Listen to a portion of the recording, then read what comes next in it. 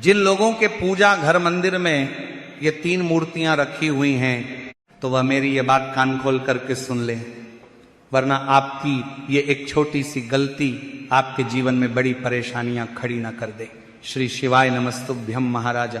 हमारे शास्त्रों में साफ साफ कहा गया है कि पूजा घर में रखी कुछ चीजें शुभ होती हैं और कुछ चीजें ऐसी होती हैं जिन्हें भूल कर भी नहीं रखना चाहिए, क्योंकि पूजा घर वह स्थान होता है जहां से पूरे घर की ऊर्जा नियंत्रित होती है।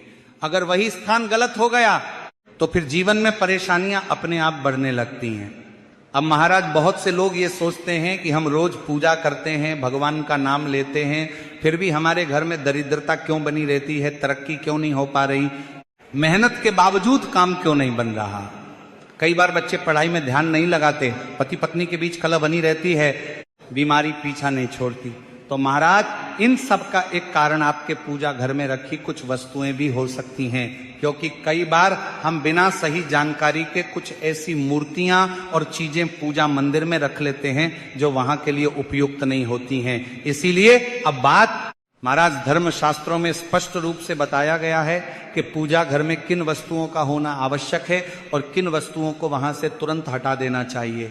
लेकिन जानकारी के अभाव में लोग जाने अनजाने में ऐसी गलतियां कर बैठते हैं जिनका प्रभाव धीरे धीरे पूरे परिवार पर पड़ने लगता है, और जब परेशानी बढ़ जाती है तब जाकर व्यक्ति सोचता है कि आखिर गलती कहाँ हो रही है। इसीलिए महाराज, आज हम इस विषय पर विस्तार से बात करने वाले हैं। आज हम जानेंगे कि पूजा घर में किन चीजों को रखना शुभ माना गया है और किन चीजों को रखना अशुभ।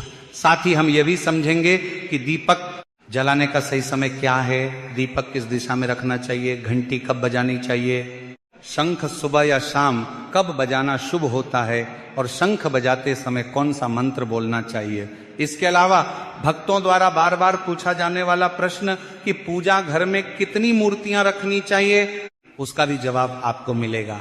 लेकिन उससे पहले यदि यह जानकारी आपके लिए थोड़ी भी उचित हो तो वीडियो को लाइक करके चैनल को सब्सक्राइब जरूर करें और कमेंट बॉक्स में यह जरूर बताएं कि आप यह वीडियो भारत के किस राज्य से या शहर से देख रहे हैं। महाराज, कथा के दौरान एक भक्त ने हमसे यह भी पूछा कि गुरुजी, हम पूजा पाठ बहुत करते हैं, नियम भी निभाते हैं, फिर भी कई बार पूजा का फल मिलने की बजाय उल्टा नुकसान क्यों हो जाता है। तो भक्तों, इसका कारण यही होता है कि पूजा तो होती है ऐसा, लेकिन कहीं ना कहीं कुछ नियम टूट रहे होते हैं, और शास्त्रों में कहा गया है कि पूजा में छोटी सी भूल भी बड़ा प्रभाव डाल सकती है। इसीलिए महाराज, पूजा हमारे जीवन का बहुत महत्वपूर्ण हिस्सा है। हर व्यक्ति किसी न किसी देवी देवता की पूजा करता ही है। कोई भगवान शिव को मानता है, कोई श्री हरि विष्णु को, कोई माँ दुर्गा या माँ लक्ष्मी को। और जब पूजा सही तरीके से होती है तो उसका फल भी जरूर मिलता है। लेकिन जब पूजा के स्थान पर ही कुछ गलतियां हो जाती हैं तो वही पूजा फल देने की बजाय बाधा बन जाती है। अब महाराज, प्रत्यक्ष घर में एक पूजा मंदिर जरूर होता है, लेकिन बहुत कम लोग ये जानते हैं कि उस मंदिर में क्या रखना चाहिए और क्या नहीं। भक्तों, यही छोटी छोटी बातें हैं जो आपके घर की सुख, शांति, धन, समृद्धि और उन्नति से जुड़ी होती हैं। अगर पूजा घर में गलत वस्तुएं रखी जाएं तो घर में नकारात्मक ऊर्जा बढ़ने लगती है और माता लक्ष्मी की कृपा धीरे धीरे दूर होने लगती है। तो महाराज, अगर आपके पूजा घर में भी कुछ ऐसी मूर्तियां या वस्तुएं रखी हुई हैं जिनके बारे में आप निश्चित नहीं हैं, तो आज की यह जानकारी आपके लिए बहुत महत्वपूर्ण है।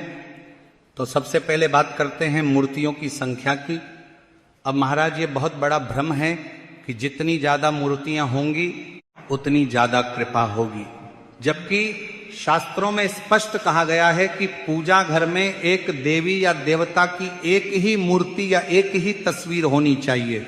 एक ही देवता की 2 या 3 मूर्तियां एक साथ रखना शुभ नहीं माना जाता है। इससे पूजा घर में ऊर्जा का संतुलन बिगड़ जाता है और पूजा का फल कमजोर हो जाता है। कई घरों में देखा गया है कि एक ही पूजा मंदिर में भगवान शिव, भगवान विष्णु, माँ दुर्गा, माँ लक्ष्मी, गणेश जी, हनुमान जी, शनिदेव, भैरव जी, सबकी मूर्तियां एक साथ रख दी जाती हैं। लेकिन महाराज, ये बहुत बड़ी गलती है। शास्त्रों में बताया गया है कि हर देवता की ऊर्जा अलग होती है और जब इतनी सारी ऊर्जाएं एक छोटे से स्थान पर एक साथ रख दी जाती हैं तो उनका प्रभाव सही तरह से कार्य नहीं कर पाता है।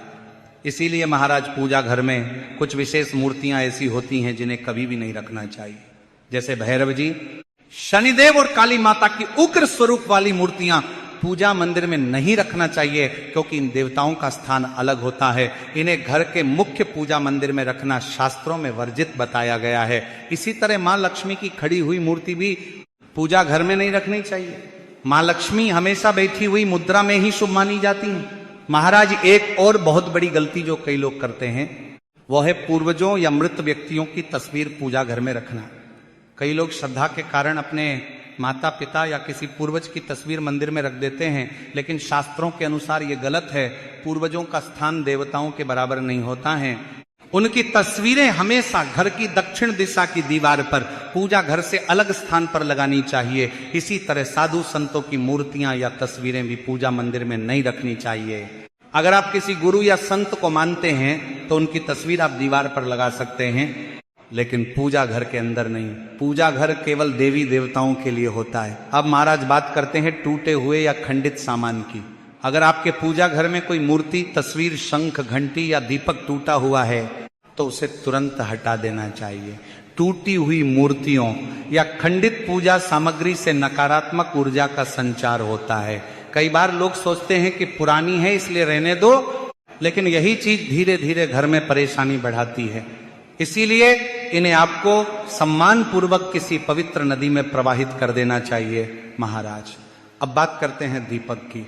पूजा घर में दीपक का बहुत बड़ा महत्व होता है, लेकिन ध्यान रखें कि स्टील या कांच का दीपक कभी भी पूजा घर में नहीं रखना चाहिए।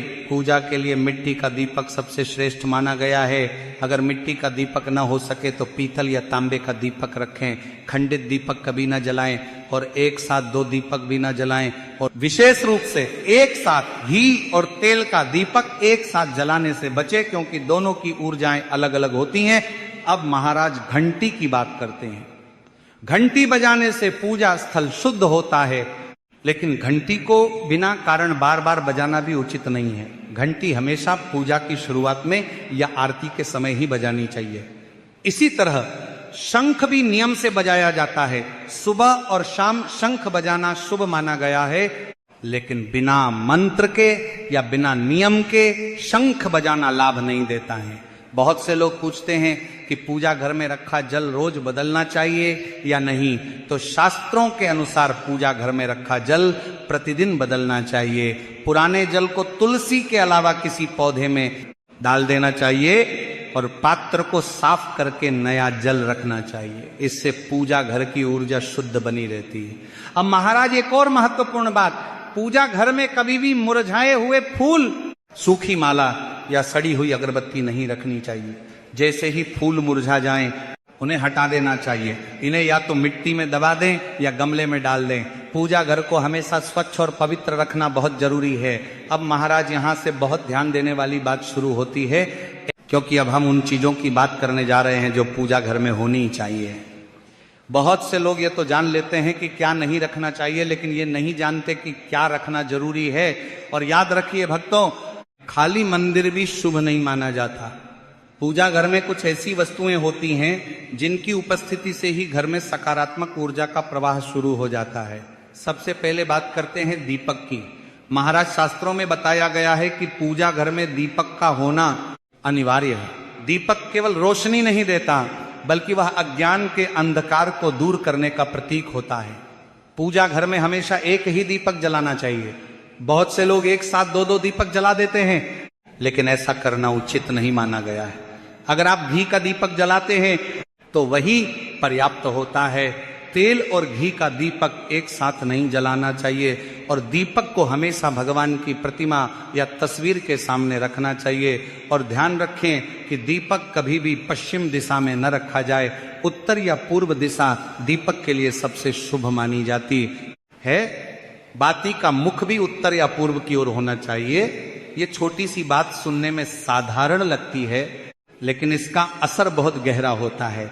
इसके बाद बात आती है स्वास्तिक की। स्वास्तिक को सनातन धर्म में सौभाग्य का चिन्ह माना गया है, इसीलिए पूजा घर में रोली या कुमकुम से स्वास्तिक जरूर बनाना चाहिए। यह घर में सकारात्मक ऊर्जा को आकर्षित करता है और माता लक्ष्मी की कृपा को बनाए रखता है। अब महाराज शंख की बात करते हैं। शंख को बहुत पवित्र माना गया है। शंख की उत्पत्ति समुद्र मंथन से मानी जाती है और ये मां लक्ष्मी को अत्यंत प्रिय है।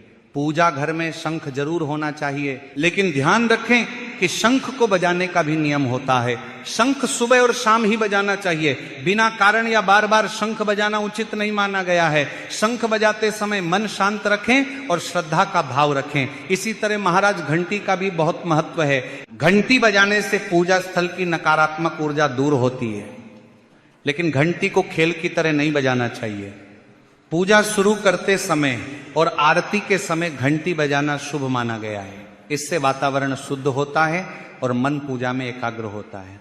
अब महाराज बात करते हैं शिवलिंग की। अगर आप अपने घर के पूजा मंदिर में शिवलिंग रखते हैं तो ये बहुत पवित्र माना जाता है, लेकिन यहां पर एक नियम का विशेष ध्यान रखना जरूरी है। घर में रखा शिवलिंग हमेशा अंगूठे के आकार से छोटा होना चाहिए। बहुत बड़े शिवलिंग घर में रखना उचित नहीं माना गया है। शिवलिंग को उत्तर या पूर्व दिशा में स्थापित करें और प्रतिदिन उस पर जल अर्पित करें। शिवलिंग ऐसे स्थान पर रखें जहां ज्यादा हलचल न हो। अब महाराज एक और बहुत जरूरी बात, पूजा घर में गोमती चक्र रखना भी शुभ माना गया है।